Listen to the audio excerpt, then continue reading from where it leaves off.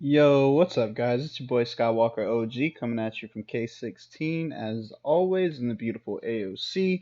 Um, I'm sure you're wondering why the Ark of Osiris map is up here.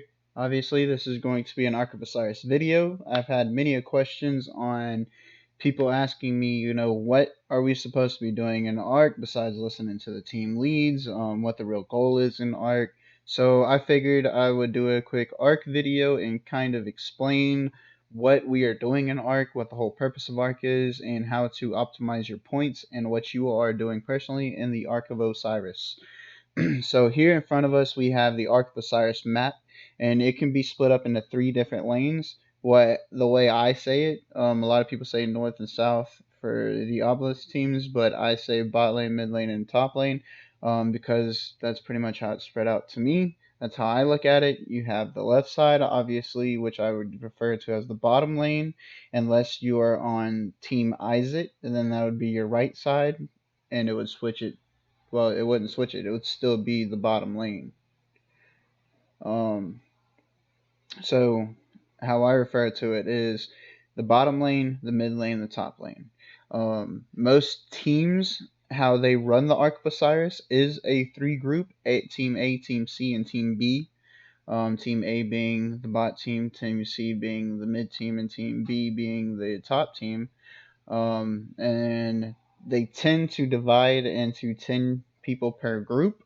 This isn't absolutely necessary. You can do different strategies. This is just the normal, what usually people do as their strategy is the three group. Um, However, I can say that another strategy, which I personally like whenever you're down on numbers, is sending one group to the top side or bot side, either choice, and then sending, having your other two groups being small groups, being 5 people or 6 people apiece. That way, you're flooding one side with more marches, so you're basically going to control that one side, but you're going to lose a side. However, if you're able to control one side and you're able to get some presence on the battlefield and control the Ark of Osiris, then this can put you ahead and eventually cause you to win when you're outnumbered. That's a strategy that I personally enjoy. I like it. I think it works when you're outnumbered. But yeah, so that's the pretty much the basic setups on this. Um, on the strategy side, on the teams, how they split up. For the majority, different teams have different setups, different teams have different strategies. But these are the two main strategies that you will see being used in Ark of Osiris. With that being said, we can go ahead and take down the Ark map, and we'll just go straight into the Ark and explain some of the details of Ark of Osiris. So you will only get a maximum of 20 teleports. This is one reason why you split up your teams into 3 teams, and you'll have a team C, which will be a team that pushes out the middle of the map or puts presence where it needs to be, because 10 people can't teleport forward anyways. Of course, this is different if you take. I believe you actually get more if you take the enemy team's obelisk. I'm not sure though. I'm not sure on that one. Obviously, none of your troops die. You have an unlimited hospital capacity during Ark.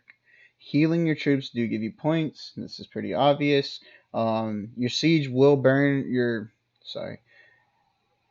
War camps defeated by a siege will burn very rapidly. If the fire is not extinguished in time, your city may be sent back to the safe zone. So that's a thing.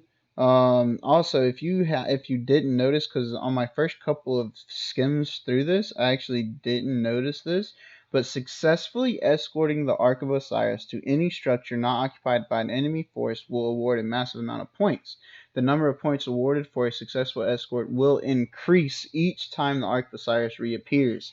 I didn't notice that. I didn't catch that part there. I didn't catch the increase each time the Ark of Osiris appears. So that makes Ark a huge deal. Look here on the points, it's 3,000 points.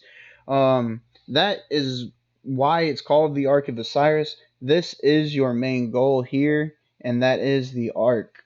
If you capture the Ark, you will get an immediate 3,000 points for your alliance and 300 individual points. The next Ark of Osiris will give you even more alliance and individual points. I don't know how much it is because I've actually never paid attention. Rereading this and about to create the video is actually when I noticed this. So I can't say how much more points you get for that, but you do get points for that. Okay, now as we see in the Ark of Osiris map, we were able to each of the objectives are the same distance between each team, so you're able to get to the objectives on your side first, which you should be doing and capping them as soon as you come out of your safe area, and that'll give you the first occupation points. That's 750 points for the altar, 80 for the outpost, 400 for the shrines, 100 for the obelisks per obelisk now. Level 1 caravans. Alright, well, we don't really. This isn't something that we need to pay attention to anymore unless you're a low tier alliance. If you don't have enough marches to fight, then you need to be on these caravans. You need to be farming up in the Ark of Osiris because they actually do give you quite a bit of points. However, it is a very slow churning point per minute game if you're doing it that way. But if you're at a low tier where you don't have the means as an alliance to fill out all 5 marches, that is a good way to get points. As you see here, guys, attacking an open field and defending, here is the ratios. For 10,000 power lost, you get 40 points. So it's for 10,000 power you kill, you get 40 points. Okay, that's for defending, and that's for field battles. Now, rallying. This is a reason why you will always see some of the top alliances, and our alliance personally, always continuously rallying. Because every 10,000 power lost by the enemy, you're going to get 80 points during that rally. Every single time they go down 10,000 power. That's double the points for open field battles and defending. This is why rallies are very, very important in the Ark of Osiris. You're basically getting double the points than the person defending that structure. You are getting double the points than the person defending that structure. You can even get more than double the points, being the fact that if you're killing them at a 2-to-1 ratio, you're going to get almost quadruple the points than they have. If that makes sense to you guys, what I mean by that is if we're killing 10,000 power and they're only killing 5,000 power, well, we're gonna have that 80 points by the time we kill another. By the time they kill another 5,000, so by the time they get 40 points, we're gonna have 160 points. If that makes sense. So that's what I mean by quadruple the amount of points. If you're able to actually crack them and do a lot better on the ratio, you're getting even more than double the points. So that's why rallies are very important. And every single thing, this is one thing that I try to stress to everybody, especially people that I see in Ark of Osiris, and I call them out multiple times for this, is you never, ever, ever, ever want to have a march just sitting on the battlefield doing nothing, because everything in Ark of Osiris is a points per minute game. You could actually break this down into every single second. So let's go to the simplest one.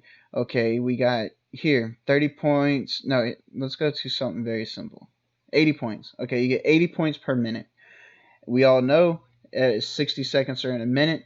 So literally, if there's no shrine capture or whatever, if there's a shrine you can capture, you sitting on the battlefield is literally costing your team 1.5 points, roughly 1.5 points every single second you're doing nothing on the field. Every single second you're losing at least 1 point while you're on the field if you're not doing anything. And that's why I stress always push advantage. If you have no one in the middle of the map, perfect. Keep one march to capture the Ark of Osiris and then push out everywhere else on the map. Team C, or your Ark team, is not just for Ark. Meaning if you already push out the presence on the field, the enemy presence, they're not there anymore, you need to go ahead and push your advantage elsewhere. Once you have the Ark of Osiris locked down, you need to go support Team A in the top, Team B in the bottom, whatever it is. You need to support the other team and fill the rallies that need to be rallied or attack structures that need to be attacked. No one in this Ark of Osiris event should ever have a march just chilling beside a structure or just sitting there on the field unless that march is setting up for a rally or grabbing the Ark of Osiris.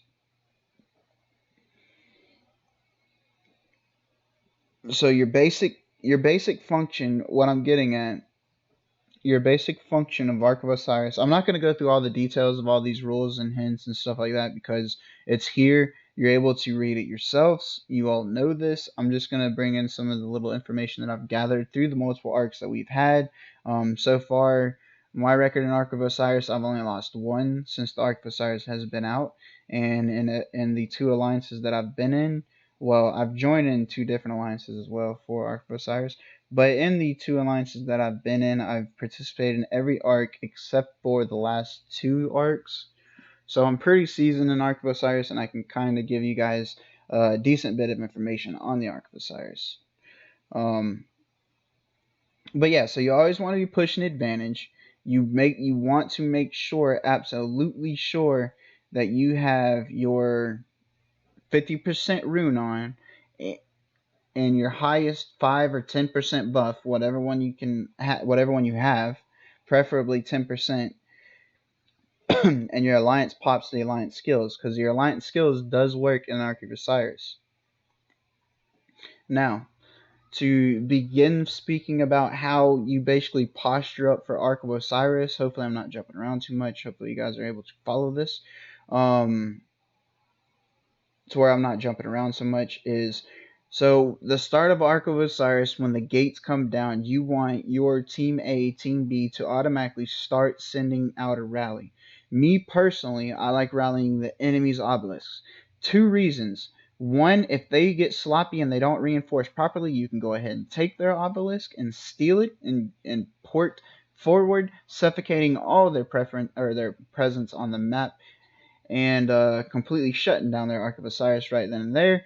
The second reason is your marches are going to go by your obelisk.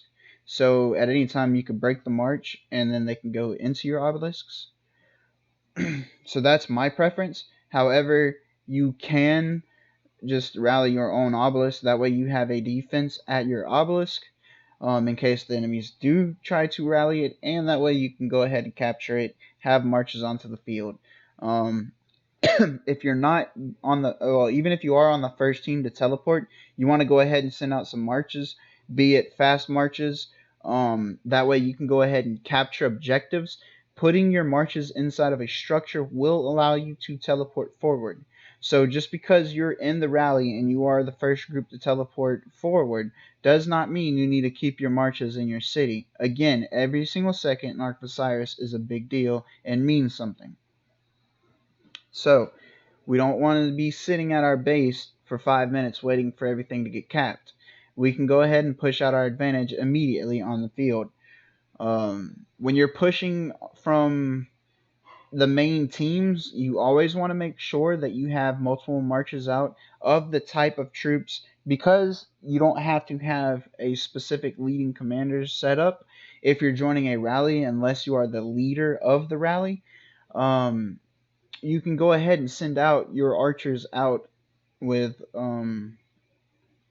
not so high tier commanders so you can join the rallies. If you're not one of the people teleporting forward, you can go ahead and put out your marches towards where the rally is going. That's where preparation comes in hand.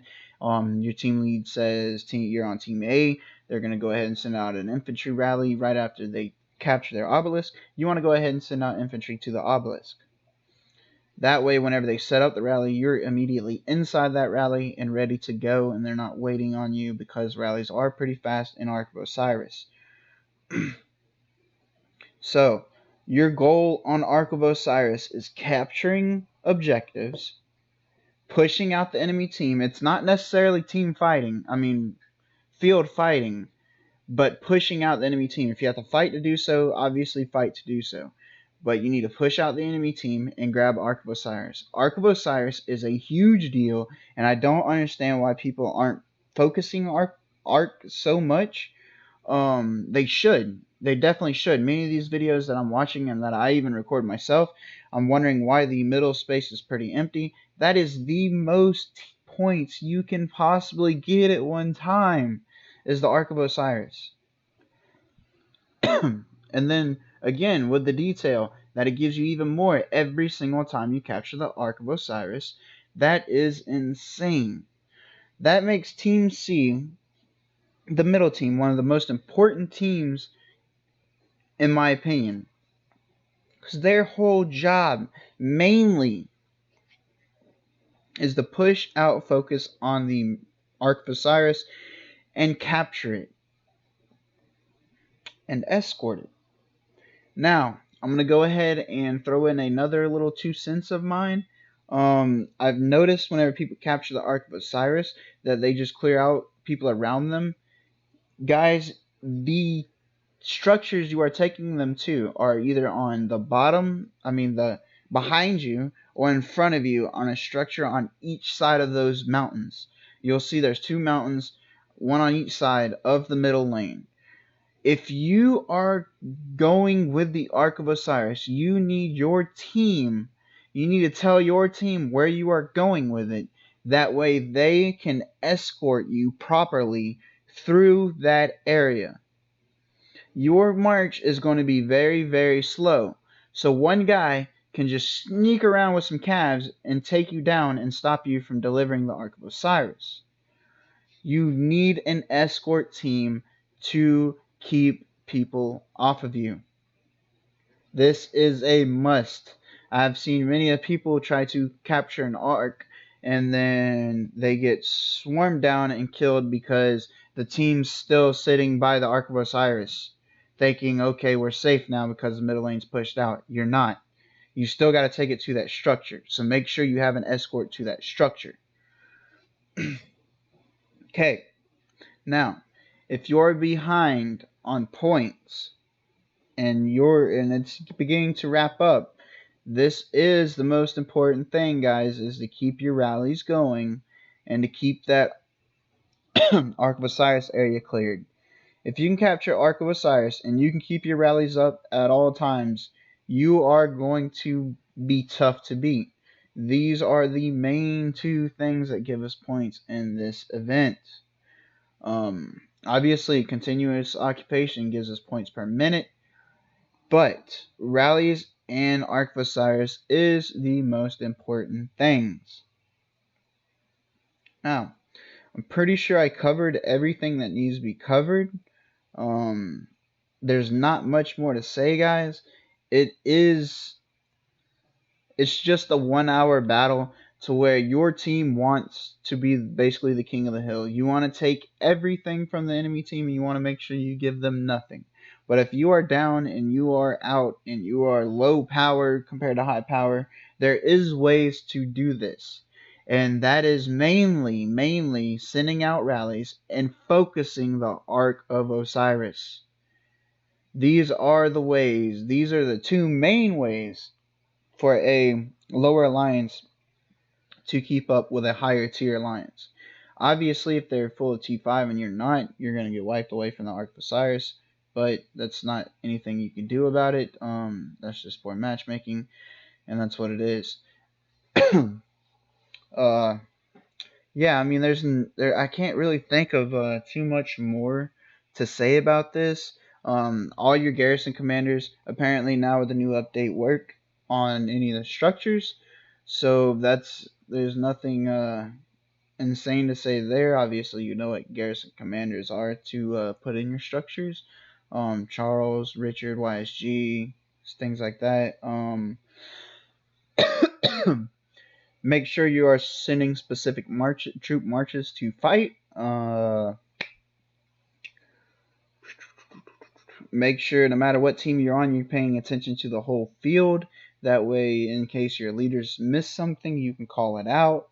You want to be on a Discord chat so you can speak to your alliance as you're doing this Ark of Osiris. There's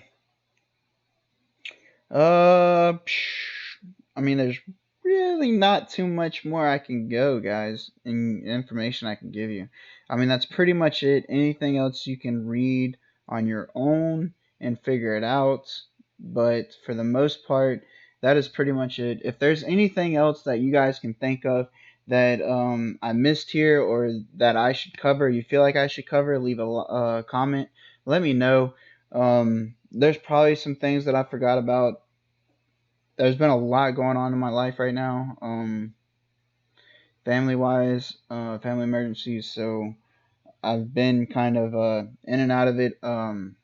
So thinking up this stuff and making sure that I give you guys all the information that I possibly can is taking some time. And it's just, yeah, it's just a lot going on up here. There's a little bit of space up here for a lot to go on.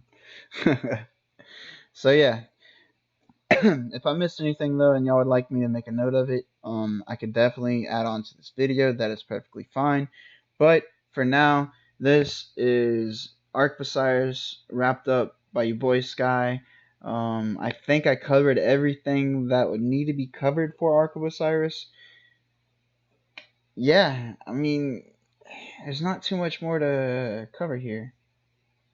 So yeah, it's your boy Skywalker OG coming at you from K16, and I'm just gonna go ahead and sign out, guys, saying have a good week and peace. Till the next stream.